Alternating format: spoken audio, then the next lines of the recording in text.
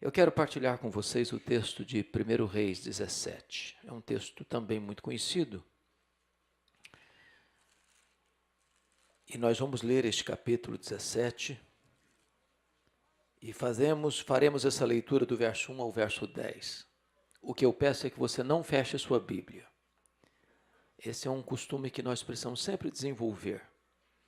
Precisamos ter a Bíblia aberta e conferir no texto que está sendo pregado. Então, abra aí comigo, 1 Reis 17, versos de 1 a 10. Está escrito assim: então Elias, o tesbita dos moradores de Gileade, disse a Acabe: tão certo como vive o Senhor, Deus de Israel, perante cuja face estou, nem orvalho nem chuva haverá nesses anos, segundo a minha palavra.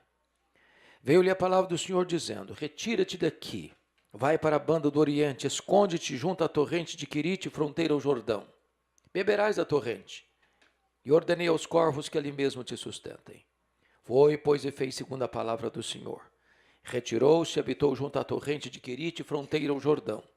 Os corvos lhe traziam pela manhã pão e carne, como também pão e carne ao anoitecer, e bebia da torrente. Mas passados dias a torrente secou, porque não chovia sobre a terra. E então lhe veio a palavra do Senhor, dizendo: dispõe-te, vai a Sarepta, que pertence a Sidom, e demora-te ali, onde ordenei a uma mulher viúva que te dê comida. Então ele se levantou e se foi a Sarepta. Amém. Eu preciso situar Elias no tempo e no espaço, para que nós possamos entender melhor esse texto. E preciso recuar ao governo de Salomão. Salomão, vocês bem sabem, foi considerado o homem mais rico e mais sábio da sua geração. Salomão teve o privilégio de ser o sucessor de seu pai, o maior rei de Israel, o rei Davi. Salomão foi escolhido por Deus antes de nascer. Salomão foi o escolhido do seu pai para ser o rei sucessor. Mesmo diante de uma conspiração de Adonias, Deus reverteu a situação e Davi teve pulso para colocar o seu filho Salomão no trono, diante de um motim, de uma rebelião de Adonias, seu filho. Salomão começa tão bem, porque ele tem a liberdade de pedir o que quiser de Deus, para Deus, e ele pediu não riqueza, não poder, ele pediu discernimento, ele pediu sabedoria. E Deus lhe deu sabedoria, e Deus lhe deu riqueza. E o seu reino foi tão grande, tão majestoso. Ele construiu o templo de Jerusalém. Ele construiu palácios em Jerusalém. Mas Salomão comete alguns desvios gravíssimos de consequências danosas. Preste atenção nisso. Deus já havia estabelecido, lá em Deuteronômio 17, prevendo que chegaria um tempo em que Israel pediria um rei como as nações vizinhas. Então Deus deu o job description de como seria o papel do rei. Deus disse: olha, o rei de Israel não pode acumular para si cavalos. O que significa isso? Ele não pode confiar no exército. Segundo, o rei de Israel não pode multiplicar para si ouro e prata. Por quê? Porque ele não pode confiar na riqueza, tem que confiar em Deus. Terceiro, o rei de Israel não pode multiplicar para si mulheres. E Salomão teve 700 mulheres, 700 princesas, 300 concubinas. Vamos entender uma coisa aqui. Não, quando fala de tantas mulheres, 1000 mulheres, não é que ele era um cara devasso. Os casamentos para os reis naquela época eram casamentos políticos. Cada casamento era uma espécie de aliança com um povo, com a nação. Por que que Deus estabelece basicamente isso? Porque além da poligamia que Deus proibia, o casamento com essas mulheres, que dividiam diversos povos, com diversos deuses, com diversas divindades, seria um território perigoso, minado, para que este rei pudesse amanhã, mais tarde, vir a adorar essas divindades que essas mulheres traziam na sua bagagem. Quando você lê a história de Salomão, ele quebrou todos esses acordos, ele quebrou todos esses princípios. Multiplicou para si cavalos, multiplicou para si ouro e prata, multiplicou para si mulheres. Agora, Salomão teve muita riqueza, muita pompa, muito luxo, muito luxo. Quem pagou a conta? O povo. Conhece aquele ditado popular que não tem almoço de graça? Pois é, isso aconteceu. Um rei rico, um povo pobre. Você vai ver lá que Salomão tinha feitores de escravos. Ele mantinha gente sob trabalhos forçados. Ele tinha muito luxo, o povo pagando a conta com pesados tributos e trabalhos forçados. Isso desagradou a Deus. Chegou a ponto de Salomão, mais tarde, já na velhice, construir capelas aos deuses pagãos, de frente ao templo de Jerusalém que ele havia construído. Chegou a ponto de ele, Salomão, adorar deuses pagãos, os deuses das suas mulheres, cair na idolatria. Deus ficou irado contra ele. E Deus disse para ele: pois eu vou tomar o seu reino. E Deus indicou por meio do profeta Aías quem seria esse homem, Jeroboão. Jeroboão era uma espécie de empregado de luxo para cuidar dos que trabalhavam à força, como escravos. E ele começa a perseguir esse cidadão. Esse cidadão teve que fugir de Israel para o Egito. Quando ele morreu, Salomão não preparou o sucessor. Seu filho Roboão, que começa a governar com 41 anos, portanto, nasceu 1 ano antes do seu pai assumir o trono, viveu a vida inteira no luxo, no máximo luxo no palácio. Quando ele assume o governo, esse Jeroboão que tinha fugido para o Egito, retorna a Israel, reúne o povo e vai ao rei Roboão e diz o seguinte: nós prometemos ser fiéis a você e nós serviremos a você com uma condição: alivia a carga tributária. Nós não aguentamos mais trabalhar à meia com o governo. O rei não atendeu. E o reino de Israel foi dividido. Dessas 12 tribos, 10 tribos seguiram a liderança cismática de Jeroboão, formando o que nós chamamos de Reino do Norte, cuja capital era Tirza, mais tarde, na época de Onri, transferida para Samaria. Esse Reino do Norte durou 209 anos, ou seja, de 931 a.C., com a morte de Salomão, até o cativeiro assírio, em 722. Nesses 209 anos, nós tivemos 19 reis, 8 famílias diferentes governando. Nós chamamos isso de dinastia. O que é dinastia? É o governo de uma família. O avô passa para o pai, que passa para o filho, que passa para o neto. Esse governo de uma família nós chamamos dinastia. Então teve 19 reis, 8 dinastias diferentes. Nenhum desses reis andou com Deus, nenhum. Há um estribilho lá que diz que todos esses reis andaram no caminho de Jeroboão. Que caminho era esse? Quando Jeroboão assumiu o governo dessas 10 tribos, ele pensou: se os meus súditos forem para Jerusalém, porque o templo ficava em Jerusalém, para adorar a Deus lá, eles vão me abandonar. E depois eles vão se revoltar contra mim. E depois eles vão me matar. O que ele fez? Ele estabeleceu novos templos. Um lá em Dan no norte, outro lá em Betel no sul. Estabeleceu novos deuses, fez bezerros de ouro. Estabeleceu novos sacerdotes. Estabeleceu nova liturgia. Estabeleceu novo culto. E então todos os reis que vieram nessa esteira cometeram o mesmo erro, cometeram o mesmo pecado. Que pecado? Transformar a religião numa plataforma política para sustentar um governo. Pois bem, esse Jeroboão governou 22 anos. Quando ele morreu, seu filho Nadab governou 2 anos e foi assassinado por Baasa. O regicida, o assassino do rei, não foi preso, assumiu o governo, numa rebelião. E esse cidadão chamado Baasa governou 24 anos. E quando ele morreu, seu filho Elá governou 2 anos e foi assassinado por Zinri. Zinri não foi preso, assumiu o governo, um regicida.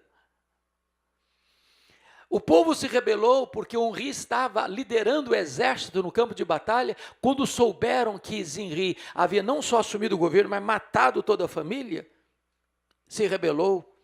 O exército se rebela, na liderança de Onri, cerca o palácio e Zinri, percebendo que não tinha escapatória, ateou fogo no palácio e cometeu suicídio. O general Onri assume o governo, governa 12 anos, foi considerado o pior rei. Mas quando ele é sucedido pelo seu filho Acabe, Acabe consegue ganhar o prêmio, a coroa em glória, a medalha de honra às avessas, como o pior rei de Israel. Governou 22 anos, sendo o pior rei de Israel. Se não bastasse isso, ele se casa com a pior mulher do mundo, Jezabel. A mulher era assassina, era feiticeira e era mandona. O rei era apenas um boneco na sua mão. Essa mulher vem de Sidom. Ela era filha do rei Et-Baal. O culto a Baal lá na sua terra era o culto oficial, era a divindade oficial de Sidom. E ela traz na sua bagagem para Israel o culto a Baal e impõe o baalismo em Israel à força da espada e da baioneta, perseguindo e matando os profetas de Deus. E mais, sustentando todo o aparato religioso do baalismo, 850 profetas na mesa real. Despesa paga pelo povo, numa perseguição política sem precedentes. Pois bem, é nessa conjuntura, é nesse contexto, eu estou dizendo tudo isso para vocês, para mostrar o ambiente em que Deus levanta, não um partido político, não uma denominação religiosa, não um movimento social. Deus levanta um homem, Deus levanta Elias. Quem é esse homem? Versículo 1 diz que então Elias, o tesbita dos moradores de Gileade. Gileade é uma cordilheira de montanhas, hoje ficando na Jordânia. Ele é tesbita, sabe por quê? Porque vem de Tisbé. Quando você vai para o mapa, para procurar Tisbé, você não vai encontrar Tisbé no mapa. É um lugar muito pequeno, é insignificante, não tem qualquer relevância histórica.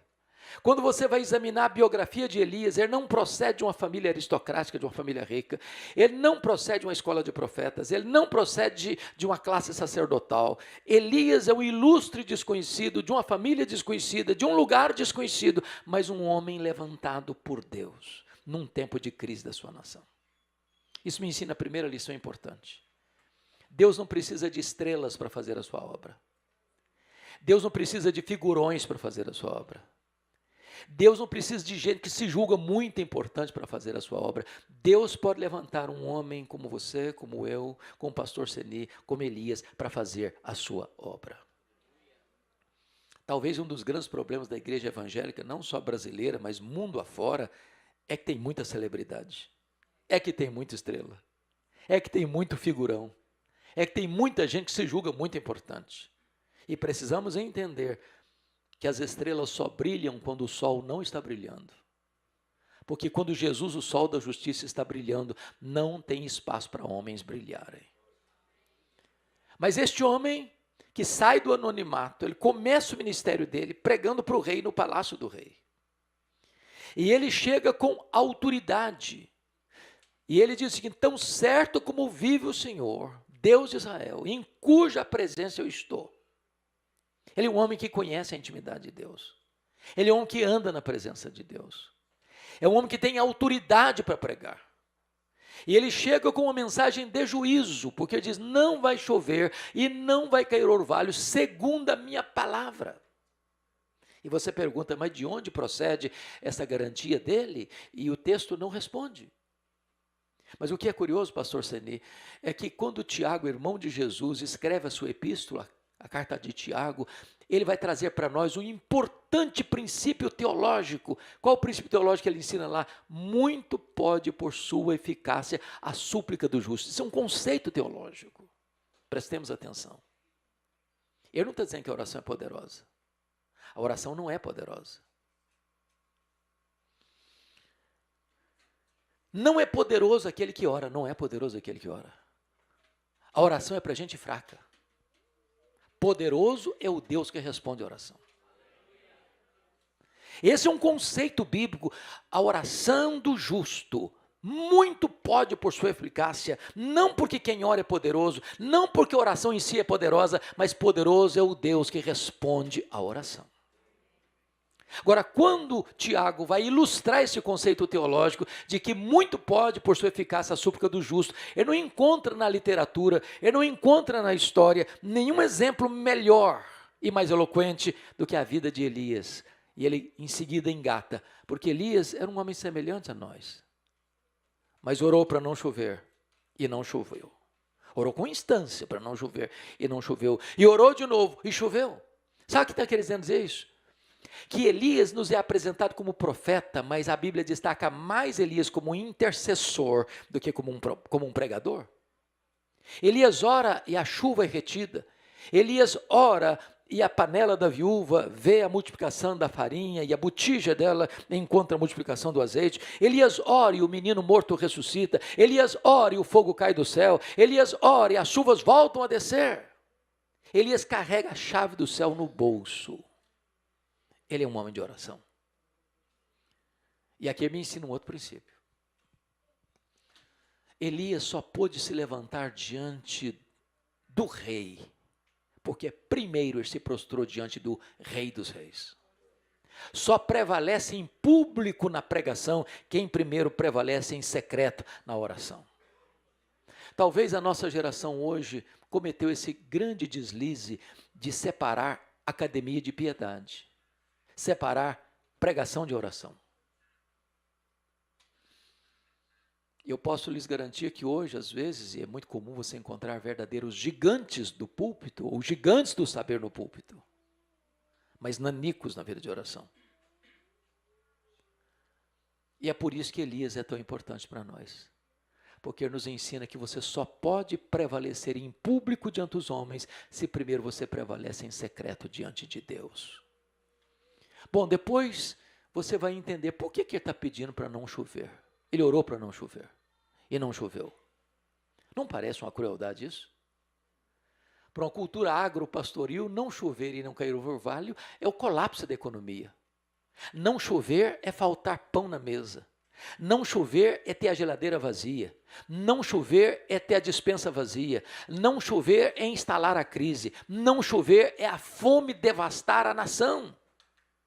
E por que ele está orando para não chover então? Crueldade? Falta de amor? Não. Zelo pelo nome de Deus. Porque Baal, essa nova divindade que foi estabelecida em Israel, era o chamado Deus dos trovões, Deus dos relâmpagos, Deus das chuvas, o padroeiro da prosperidade.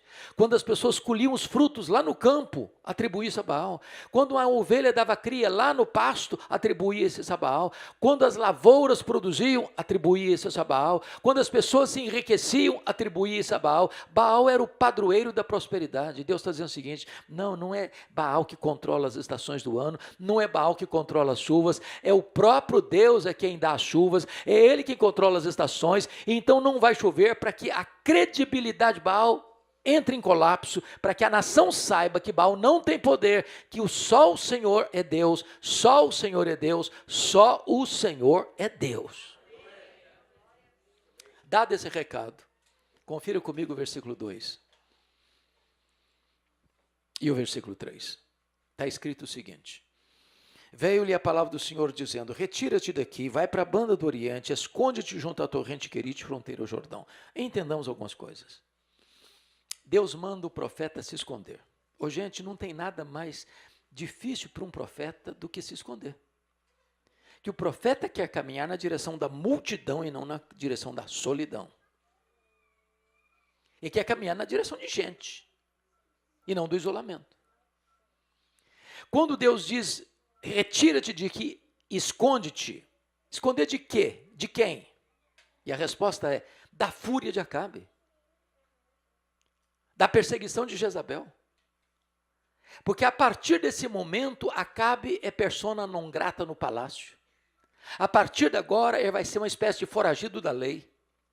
A partir de agora, Acabe vai procurá-lo, vivo ou morto, em Israel e fora de Israel. O Deus que envia é o Deus que protege. Agora, quando Deus diz retira-te daqui, não é um homem que está se retirando apenas. Não é uma personalidade humana que está se retirando apenas. Quem está se retirando aqui é a palavra de Deus. Agora, note isso: não há maior juízo para uma pessoa, para uma família, para uma igreja, para uma cidade, para uma nação, do que a palavra de Deus ser retirada, do que próprio Deus se retirar. Aí está o maior juízo. Agora a pergunta é: por que é que Deus leva Elias para esse deserto? Que é um deserto. Tem um filete d'água jorrando ainda que vai secar daqui a pouco, em resposta às orações do próprio Elias. Por que Deus mandou Elias para lá? Meus irmãos, aqui está algo para mim da mais alta importância na vida cristã. É que o deserto não nos promove, nos humilha. O deserto não acende as luzes da ribalta sobre nós, apaga as luzes. O deserto tira os holofotes de nós e nos leva para a escuridão. O deserto nos reduz a nada para nós entendermos que Deus é tudo. E quando Deus matricula você na escola do deserto, Ele está dizendo o seguinte: isso não é uma surpresa, não é um acidente, é uma agenda. É uma agenda. Porque o deserto é a escola superior do Espírito Santo, onde Deus treina os seus líderes mais importantes. Moisés foi treinado na escola do deserto, Elias foi treinado na escola do deserto, o próprio Jesus passou pela escola do deserto. Mas na escola do deserto, Deus tem duas matérias nesse currículo. E a primeira matéria do currículo do deserto é que Deus primeiro trabalha em você, para depois Deus trabalhar através de você. Deus está muito mais interessado em quem você é do que no que você faz. Trabalho para Deus precede, vida para Deus precede trabalho para Deus. Nós estamos vivendo uma época, irmãos, que valoriza tanto performance, a realização, o palco, o desempenho. E Deus está dizendo para você e para mim assim: eu me importo muito mais com o seu coração. Eu me importo muito mais com a sua motivação. Primeiro eu quero você, depois então vem o seu trabalho. Vida com Deus precede trabalho para Deus. Mas há uma segunda verdade aqui nesse texto que me impressiona no deserto. Quando Deus leva você para o deserto, eu não sei se você está passando por um, Deus está dizendo para você o seguinte: você precisa agora depender mais do provedor do que da provisão. Ele se abastecia de uma fonte, mas Deus trazia para ele 2 vezes por dia carne e pão no bico do corvo. Quando você vai ler lá no livro de Levíticos, os corvos eram aves imundas e abomináveis.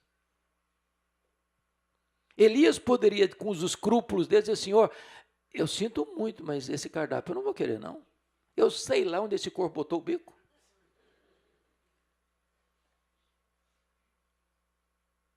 Eu quero dizer para você que Deus pode usar as coisas mais esquisitas, mais estranhas, menos convencionais, menos republicanas, para sustentar você, para humilhar você. Eu podia ter escolhido uma ave melhorzinha, não? Eu não sei se eu ficaria assim, com um paladar muito bem despertado, com um corvo me entregando carne.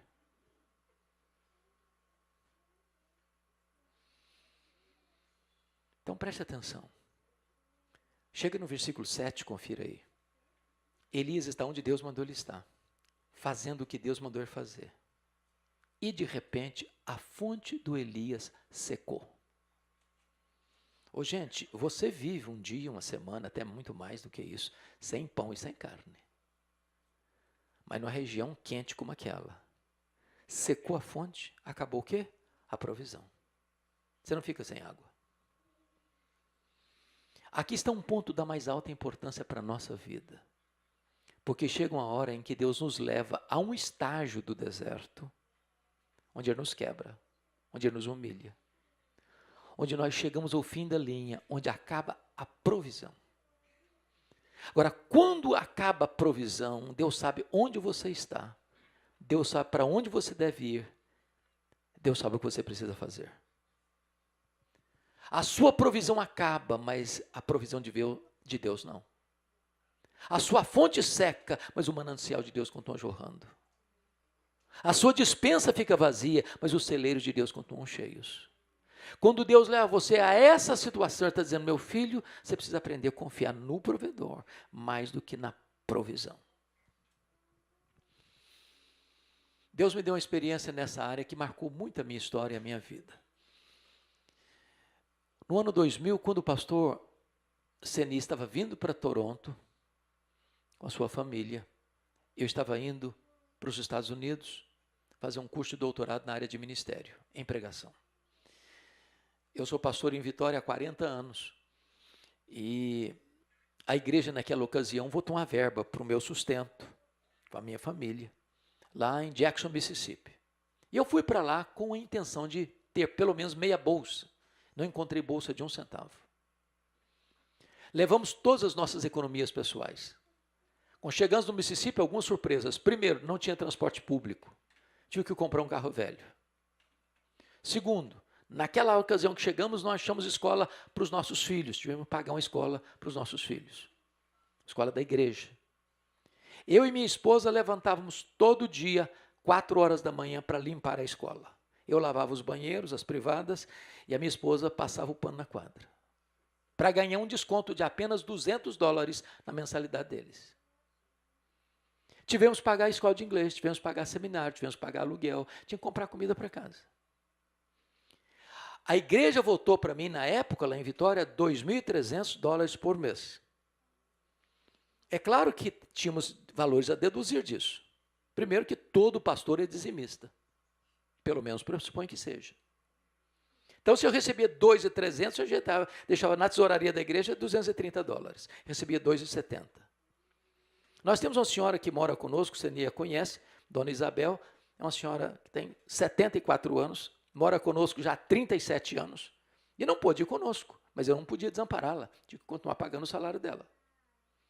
O apartamento que nós morávamos foi para lá uma missionária, com um compromisso de pagar o condomínio. Com 5 meses ela teve que ir embora da cidade, eu tive que pagar o condomínio.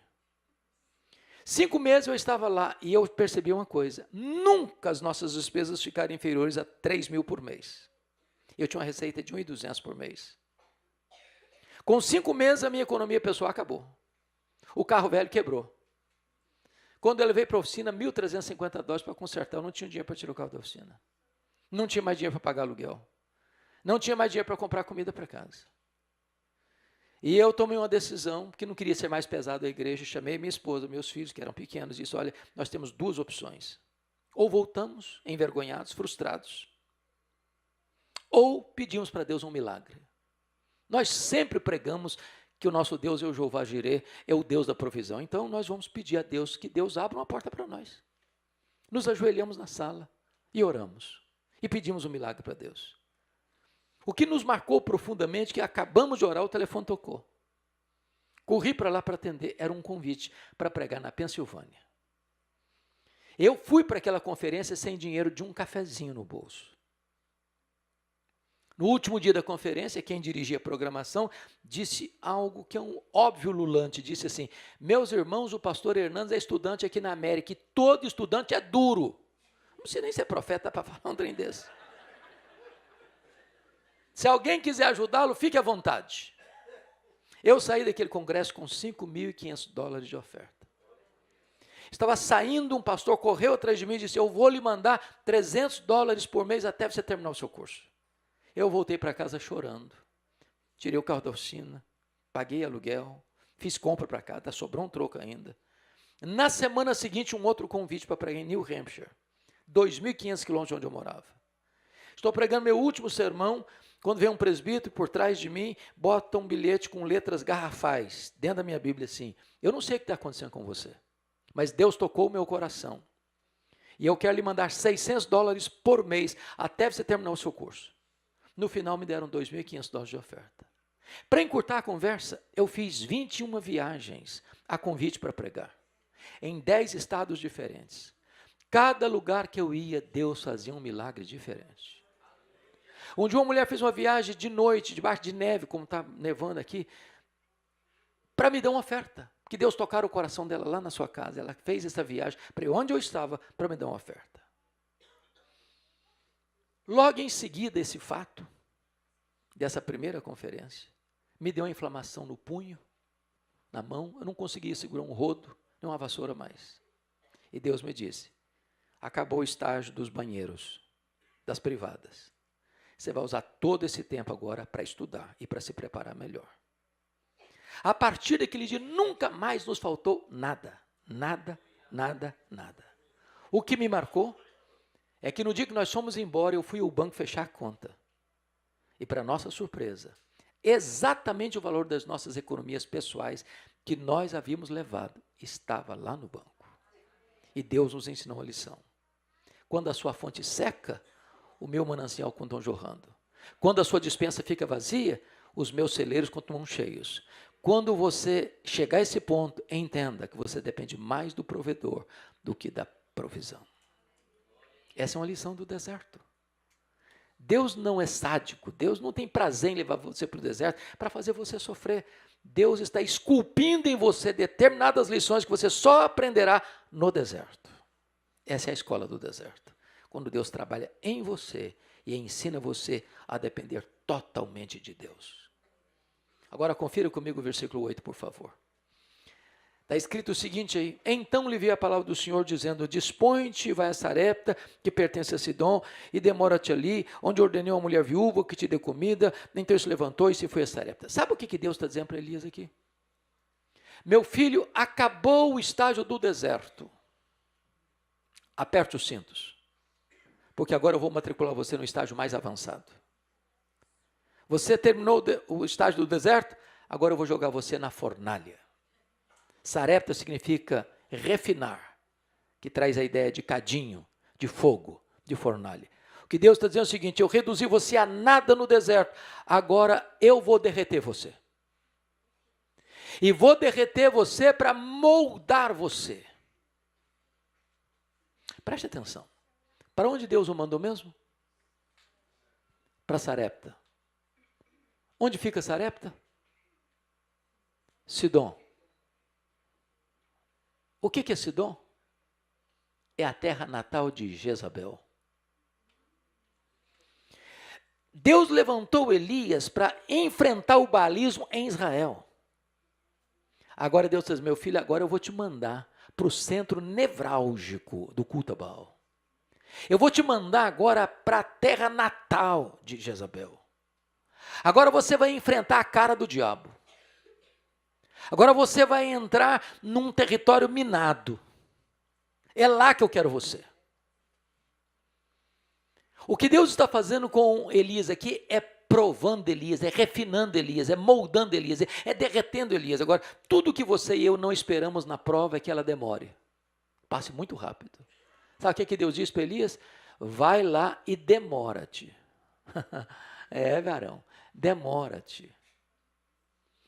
Deixa eu dizer uma coisa a você. O moinho de Deus mói devagar, mas mói fino. Reclama não. Deus é que tem a temperatura na mão, meu filho. Às vezes vai aumentar um pouquinho. Diz os entendidos que quando um ourives joga um metal no fogo, como é que ele sabe que está na hora de tirar o ouro do fogo? É quando ele olha e vê o seu rosto resplandecendo no metal. Deus não apenas chamou você para ir para o céu, Deus chamou você para transformar você à imagem do Rei do céu. Deus predestinou você para você ser conforme a imagem de Jesus. E Ele está esculpindo você, Ele está embelezando você, Ele está moldando você. A hora que Deus olhar para você e ver o rosto de Jesus em você, tá pronto, meu filho, está na hora. Vou tirar você da fornalha agora. Agora Deus tem senso de humor. Porque notem vocês o que Deus está fazendo. Deus acabara de sustentar Elias com corvos, aves imundas, abomináveis. Agora Deus está dizendo, agora eu vou levar você para Sarepta, porque lá tem uma viúva. É gentia, viu? Gentia. Muito provavelmente adoradora de Baal. Território de Baal. E é essa viúva que vai sustentar você. Não é você que vai sustentar, não. Ela vai sustentar você. E preste atenção, hoje quando você fala em viúvas, tem muitas viúvas ricas. O marido morreu, mas deixou uma fortuna para ela. Ela está nadando em dinheiro. Naquela época, não. Viúva era símbolo de desamparo, de pobreza, de escassez. Se Deus dissesse para Elias, vai porque você vai sustentar uma mulher viúva, disse, pelo menos eu tenho um ministério a partir de agora. Cuidar de uma mulher viúva. Quando ele chega lá, a mulher está morrendo de fome. Dá para você entender isso? Sabe o que me impressiona nessa mulher? É que ela sabe que vai morrer. Só tem comida para mais um dia, para ela e para o filho. E ela sai para catar cavaco para fazer a última refeição. Ela não desistiu, ela não jogou a toalha. Bravamente ela luta pela vida. Tem muita gente desistindo da vida, irmãos, por menos, por muito menos. Essa mulher prova para nós que é preciso lutar até o último fôlego da nossa alma para sobreviver. O que me impressiona é que Deus enviou Elias para essa mulher e Jesus vai fazer referência a essa mulher lá na sinagoga de Nazaré. Está lembrado disso? Quando Jesus volta do monte da tentação, ele entra na sinagoga de Nazaré, pega o livro da lei na mão, o livro de Isaías na mão e lê. O Espírito do Senhor Deus está sobre mim, pelo que me ungiu para pregar, para curar, para libertar. Fechou-lhe essa profecia se cumpriu hoje. Eu sou esse Messias. E em seguida Jesus engata e diz, só havia um leproso. Tinha muitos leprosos em Israel, mas Deus enviou o profeta para um leproso, Naamã, que era gentio. Havia muitas viúvas em Israel, mas Deus mandou o profeta Isaías para uma viúva o quê? Gentia, que não era israelita. E o povo pegou pedra para apedrejar Jesus. Quer matar Jesus em Nazaré. Essa viúva conheceu a Deus na cozinha. E não tem lugar melhor do mundo para conhecer a Deus do que na cozinha, sabia? Eu fico imaginando a cena, porque na minha visão, pastor Sani, Deus não multiplicou um saco de trigo, nem um tonel de azeite para aquela mulher. Todo dia que ela ia para a cozinha fazer a refeição do dia, a panela demonstrava o mesmo nível de farinha, o mesmo nível de azeite. Todo dia, até a chuva chegar. Sabe o que significa isso, irmãos? Que Deus ainda continua multiplicando a farinha na nossa panela e o azeite na nossa botija. Quem sustenta você é Deus. Ô, gente, o simples fato de você e eu estarmos vivos aqui é um milagre constante de Deus. Nele vivemos, nos movemos, existimos. Ele que nos dá a vida, a respiração e tudo mais. Você já pensou se você não tiver saúde? Você não ia trabalhar? Se você não trabalha, você não tem renda. Se você não tem renda, chega a fome. Chega a fome, você não tem condição, você morre. Você está andando por aí cheio de vida. Um vírus que você não enxerga a olho nu, entra na corrente sanguínea e te mata. Uma bactéria que você não conhece, você não viu, pode levar você para um leito até a morte. Você e eu dependemos totalmente de Deus. Agora tem mais.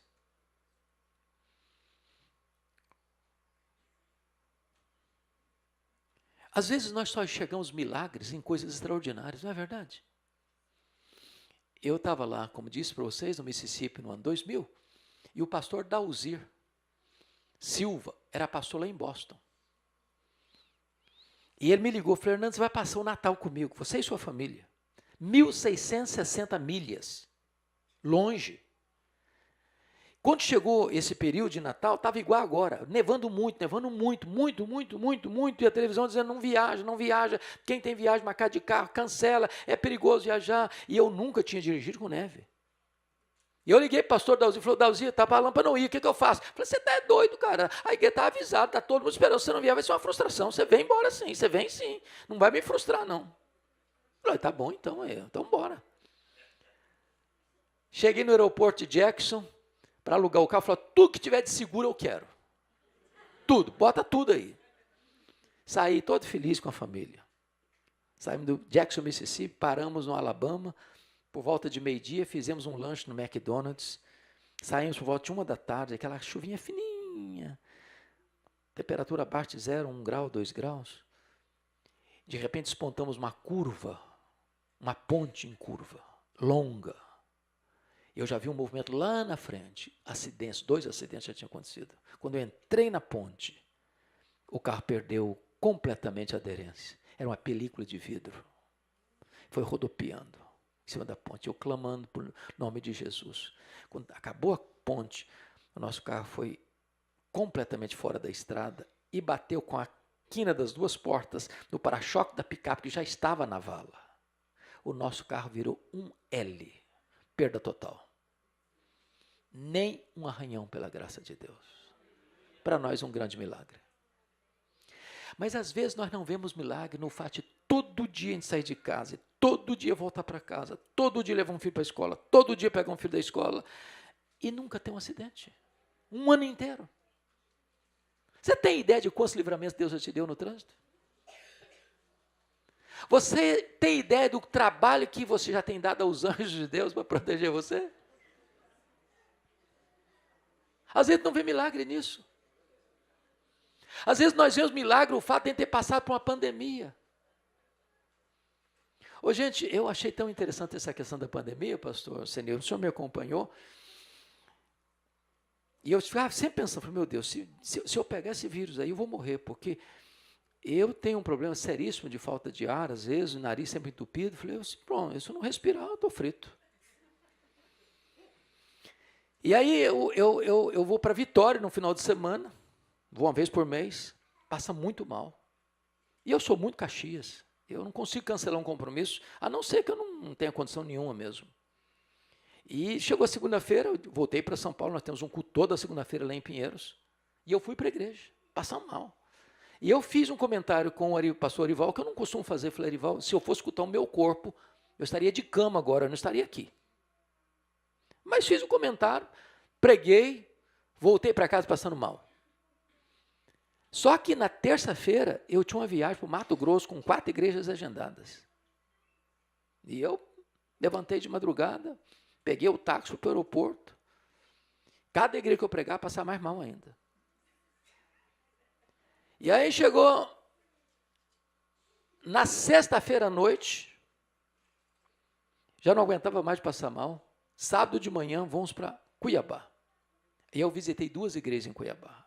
O primeiro, o grande templo de Cuiabá, da Assembleia de Deus, o maior templo evangélico do Brasil. 18 mil pessoas. Os 2 pastores da igreja morreram de Covid, o pai e o filho, presidente e vice-presidente da igreja. Falei, eita, o negócio não está ficando bom do meu lado. Aí fui visitar uma outra igreja, pai, filho, pastor e presidente e vice-presidente de novo. Os 2 pegaram Covid e sobreviveram. E eu estou lá caladinho, falei, meu Deus, eu estou achando que eu estou com estranho. O pastor me disse algo que me livrou profundamente. Ele disse, pastor Hernandes, eu venci a Covid aqui. Eu falei, como assim? Explica isso para mim. Ele disse assim, quando a falta de ar chega, se você não tiver capacidade de mentalizar um outro espaço, um jardim, uma floresta, um lugar bonito, você entra em pânico. Se você entrar em pânico, trava tudo. Trava tudo. Eu guardei aquela conversa. Aí o empresário que tinha me levado, que é um grande amigo que eu tenho no Mato Grosso, um fazendeiro, ele me leva para rodar comigo com um aviãozinho dele para os lugares mais, as igrejas menores, distantes, que não dá para ir de ônibus, é muito longe. Mas ele me leva. E eu estou junto, pregando a palavra. Ele falou, meu sócio vai embora para São Paulo mais cedo no avião particular desse. Você quer uma carona? Eu falei, eu quero. Estou doido para ir embora. Chego em São Paulo sábado à noite, passa mal demais. Fui fazer aquele testinho do dedinho, que não vale nada. Deu nada. Tá perfeito, tá ótimo. Eu passo mal. Domingo de manhã, Caxias que eu sou, botei o terninho, vou para a igreja. Mas antes de ir para a igreja, eu vou para o hospital fazer exame. Cheguei no hospital, 6h30 da manhã, faz exame daqui, faz exame dali, faz exame da acolá. E eu ligando para a igreja, falando, não dá para ir para o culto das 8, não dá para ir à escola dominical às 9h30, quem sabe eu vou para o culto das 11. Que nada, 10h40, a médica me chamou e disse, você está mal. Começa agora o tratamento, seu pulmão está todo tomado. Eu disse, mas a minha filha vai casar quinta-feira agora. Falou, esquece casamento. Você sabe o que é o sonho de entrar com a sua filha na igreja no dia do casamento dela? Fazer a cerimônia. Chorei muito. Na véspera do casamento, que era quinta-feira, isso é domingo, na quinta era o casamento. Foi o pior dia. Muita gente tentou me forçar a levar para o hospital. E eu louvo a Deus que o médico cuidou de mim. Você não vai para o hospital, eu não vou deixar você ir. Porque todo mundo que ia, 50% que ia, entubava, o cara morria. E eu levantei da cama, porque sair da cama para ir para o banheiro era uma viagem. O cansaço era horrível. Eu me levantei, tomei um coquetel de remédio, botei o terno novo que eu tinha comprado. Fiquei diante de uma câmera, porque tinham armado um estúdio dentro da minha casa. E eu assisti a cerimônia. E na hora de pregar, eu me levantei e preguei 15 minutos. E voltei para a cama. Deus me poupou. Mas às vezes não vê milagre o fato de você estar com saúde hoje. Estar aqui nesse culto, nesse templo, nesta noite, nesta ocasião. É um milagre você e eu estarmos aqui. Agora, preste atenção em outra coisa. Nós não temos uma teologia triunfalista. Nós não acreditamos, como alguns pregadores têm falado Brasil afora e mundo afora, se você é crente, você nunca vai ter problema. Se você é crente, você nunca vai ficar doente. Se você é crente, você nunca vai ter um problema na família. Não cremos nisso. Nós não estamos blindados, eu disse isso ontem. Nós não estamos numa estufa, nós não estamos numa bolha, nós estamos expostos a um mundo de perigos. Crente bate carro, crente fica doente, crente sofre até bala perdida na rua, crente chorador do luto. Na mesma casa que acontece um milagre da multiplicação da farinha e do azeite, um menino único, filho único de uma viúva, adoece e morre. Então não entre em crise se uma luta grande chegou na sua casa. O que é incrível, pastor Sani, para mim, é que essa viúva bota a culpa da morte do menino no Elias. Ele diz, você veio aqui para casa, profeta, para revelar, para trazer à tona os meus pecados e matar o meu filho. Que essa era a teologia, e ainda hoje é a teologia de muita gente. É a teologia que acusou Jó. Você está sofrendo, Jó? Você fez coisa errada, porque se você está sofrendo, você deve ter feito coisa errada. E aliás, o que você fez foi, você é ladrão, você é adulto, você é doido, por isso que você está sofrendo. Ou como os discípulos de Jesus, Senhor, quem pecou? Ele ou seus pais para nascer cego? Você está sofrendo, é porque tem coisa errada na sua vida? Não, nós não somos dessa teologia também. Gente de Deus também sofre. Gente de Deus também geme. Gente de Deus também sangra. Gente de Deus também fica doente. Gente de Deus também morre. O que me impressiona com Elias é que ele não se defendeu, sendo inocente. Ô, gente, nós somos tão apressados em nos defendermos, não somos? Ai de quem mexe com a gente, ai de quem pisa no nosso calo. Elias não abriu a boca para se defender. A única coisa que eu disse para aquela viúva foi, me dá seu filho aqui, transfira para mim a sua dor. Levou o menino para o quarto e lá ele abriu o bico. Falou muito, falou com Deus. E a oração dele foi uma oração meio desaforada. Meu Deus, até com essa viúva que me hospeda, o senhor matou o filho dela? O coração quebrantou um pouquinho. Oh Deus, faz a alma desse menino voltar para ele. O que me impressiona é que nunca há registro, não houve registro, não houve fato de ressurreição até então. Sabe o que está pedindo para Deus? Algo inédito. Se hoje você e eu fosse fazer para Deus um pedido inédito na história, certamente nos internariam numa clínica psiquiátrica.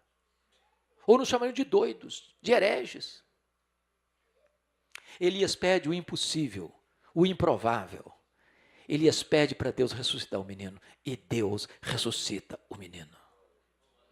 Ô, irmãos, Deus pode tudo quanto Ele quer.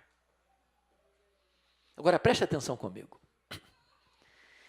Imagine vocês se Elias fosse um desses estrelas de hoje, que fazem propaganda até de milagres que nunca aconteceram. O que ele teria feito? Trazendo nos seus braços um milagre inédito. O que ele faria? Eu acho que ele faria, a primeira coisa, é chamar uma coletiva da imprensa para dizer quão grande homem ele era. Eu acho que a segunda coisa que ele faria é escrever um discurso de alto elogio. Eu acho que a terceira coisa que ele faria era bater palmas para ele mesmo. Eu acho que a quarta coisa que ele faria era colocar outdoors na cidade com a fotografia dele para dizer quão grande homem ele era. Eu acho que a quinta coisa que ele faria é fazer um solo do hino quão grande és tu diante do espelho. Não fez nada disso. Eu só disse para a mãe assim, eis aí o teu filho vive. Sabe o que Elisa está nos ensinando? Se Deus, por sua bondade, está usando a sua vida, bote a boca no pó. Porque tudo é dele, tudo é por meio dele e tudo é para ele. Não a nós, Senhor, não a nós, mas ao teu nome da glória. Agora note, versículo 24 desse capítulo diz assim, que a mulher, ao receber o filho vivo, diz para Elias, agora eu sei que tu és homem de Deus. E que a palavra do Senhor na tua boca é verdade. Isso me impressiona por duas razões. Primeiro, como você e eu somos conhecidos? Homens de Deus, mulheres de Deus. Porque hoje tem muitos homens ricos, muitos homens fortes, muitos homens poderosos, muitos homens influentes, muitos homens com altas posições na empresa, na igreja, em qualquer lugar. Mas escasseiam-se os homens de Deus. O que essa mulher diz para Elias me faz tremer os joelhos até hoje. Agora eu sei que a palavra do Senhor na tua boca é verdade. E significa que a palavra do Senhor pode não ser verdade na nossa boca. Porque uma coisa é proferir a palavra de Deus, outra coisa muito diferente é ser boca de Deus. Uma pessoa chega e prega uma verdade, não acontece nada. A outra chega e prega a mesma verdade e os corações se derretem. E por quê? É porque uma é boca de Deus, o outro não é. Isso me lembra as falas do E.M. Bounds, um piedoso metodista do século XIX, quando ele disse assim, nós estamos à procura de melhores métodos e Deus está à procura de melhores homens. Deus não unge métodos, Deus unge homens. Ele disse, mas homens mortos tiram de si sermões mortos e sermões mortos matam. Lutero dizia que sermão sem unção endurece o coração. João Wesley dizia para os seus alunos assim, meus filhos, botem fogo no seu sermão ou botem o seu sermão no fogo. Mark Lloyd Jones dizia assim, sermão precisa ser lógica em fogo que vem de um homem em chamas. Elias era esse homem. A palavra de Deus na boca dele era a verdade. Sabe o que me impressiona? Eu estava comentando isso hoje lá em Hamilton.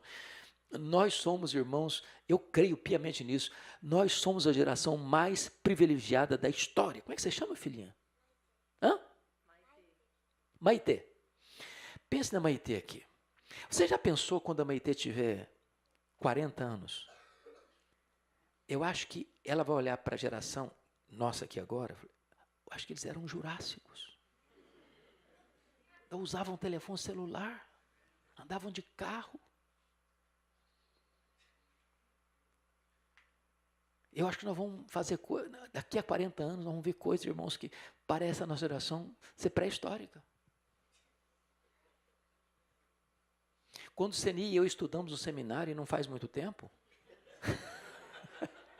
nós não tínhamos sequer o livro de teologia em português. Ô, gente, o primeiro computador, laptop que eu tive na vida foi comprado usado, porque não tinha dinheiro para comprar um novo. Era tão potente, tão poderoso, que tinha 2 gigas. Você já pensou num negócio desse? Hoje isso aqui é um telefone de 1 tera.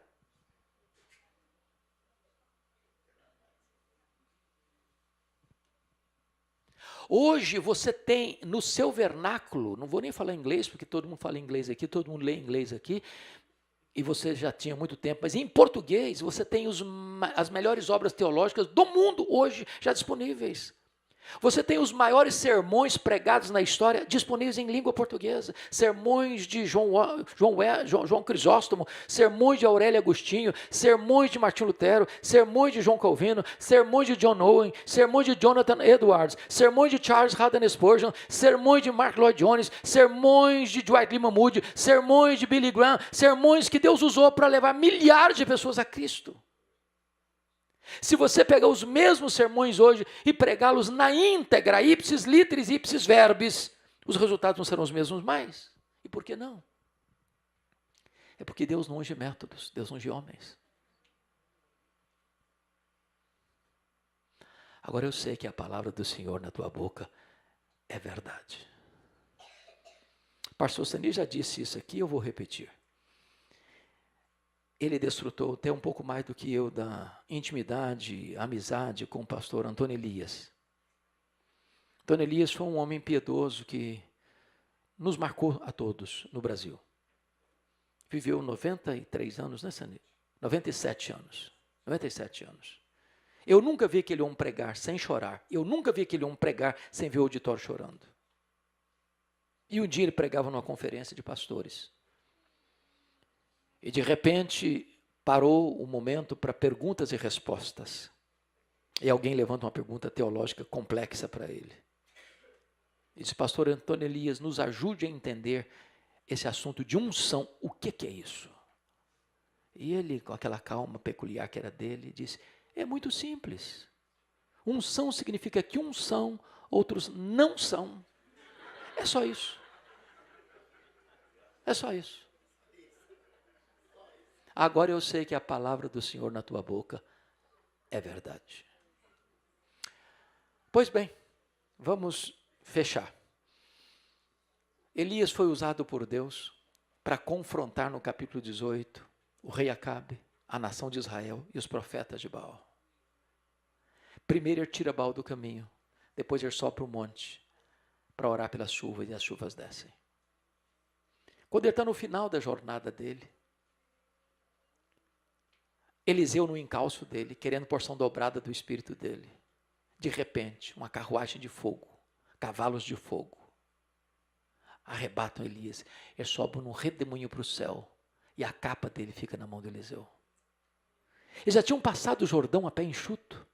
E agora Eliseu chega às margens do Jordão com a capa de Eliseu na mão e com a pergunta no coração. Onde está o Senhor Deus de Elias? Que pergunta emblemática. Essa pergunta significa assim, será que Deus só fez no passado ou faz no presente? Será que Deus só agiu ontem ou age ainda hoje? Porque às vezes a nossa teologia é a teologia da Marta. Jesus chegou em Betânia e Marta foi dizendo, se tu estiveres aqui, meu irmão não teria morrido, conjugou o verbo no passado. Não, teu irmão há de ressurgir, Marta. Ela respondeu, claro que eu sei, eu sou crente.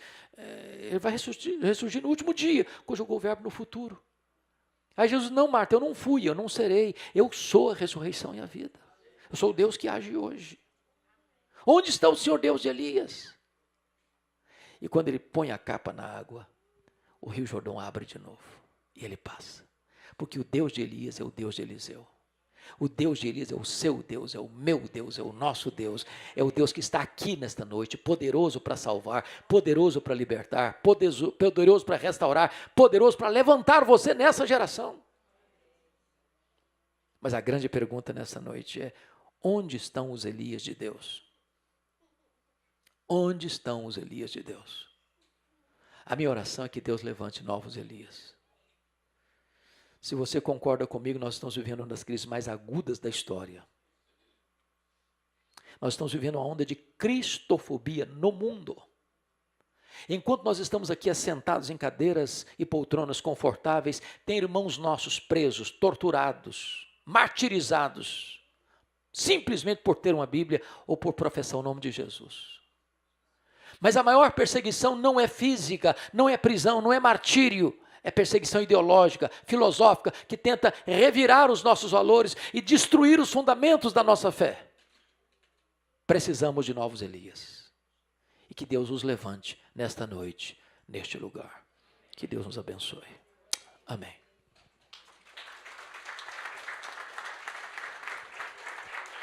Nós vamos orar, meus amados. Nós vamos orar. Fecha seus olhos, curva sua fronte, por favor.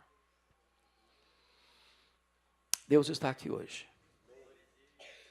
Deus está neste lugar. E Deus pode levantar Elias aqui. Temos crianças aqui hoje. Deus pode levantar essas crianças para ser uma grande bênção para esta nação. Nós temos adolescentes aqui hoje. E Deus pode levantar os adolescentes para ser uma bênção nas suas mãos, nesta geração. Nós temos aqui homens e mulheres. Deus pode levantar homens e mulheres aqui hoje. Gente simples. Gente sem pedigree. Gente sem diplomas na parede. Gente sem títulos acadêmicos. Gente como você e eu. Para fazer diferença na nossa nação. Para confrontarmos as hostes do mal. Para levarmos a nação a reconhecer que só o Senhor é Deus, só o Senhor é Deus, só o Senhor é Deus. Se você nesta noite quer ser um Elias de Deus, você é homem, você é mulher, você é ancião, você é jovem, você é adolescente, você é criança, e quer colocar a sua vida nas mãos de Deus, para realizar o projeto de Deus, eu quero orar por você. E se você assim deseja, levante uma das suas mãos e eu quero orar em seu favor. Bendito seja Deus. Senhor, aqui está o teu povo. Aqui está a tua igreja. Aqui está aquele que deseja ser um Elias nesta geração. Olha do céu, contempla-nos e venha ao nosso encontro. Levanta-nos, Senhor. Capacita-nos, ó Deus. Eu sei que o processo às vezes é doloroso. É o confronto às hostes do mal. É a escola do deserto. É a fornalha do refinamento. Mas nesse processo tu estás conosco, trabalhando em nós, para depois trabalhar através de nós. Deus, em nome de Jesus, segura firme na nossa mão. Meu Deus, em nome de Jesus, não permita que nós nos conformemos a este século, conformemos-nos a esta geração, mas dá-nos a fibra, a coragem, a determinação de mantermos-nos fiéis a Ti, mesmo numa situação de tanta apostasia. Ah, Senhor, reaviva a Tua igreja, reaviva o nosso coração, reveste-nos com o poder do Espírito Santo. Faze-nos homens e mulheres de oração, faze-nos homens e mulheres cheios do Espírito Santo, para nos levantarmos e pregarmos na autoridade do Teu Espírito, a Tua palavra, que possamos ver, meu Deus, uma volta para o Deus único, vivo e verdadeiro, para que esta nação, Canadá, saiba que Tu és Deus, que não há outro Deus além de Ti. Oramos em nome de Jesus.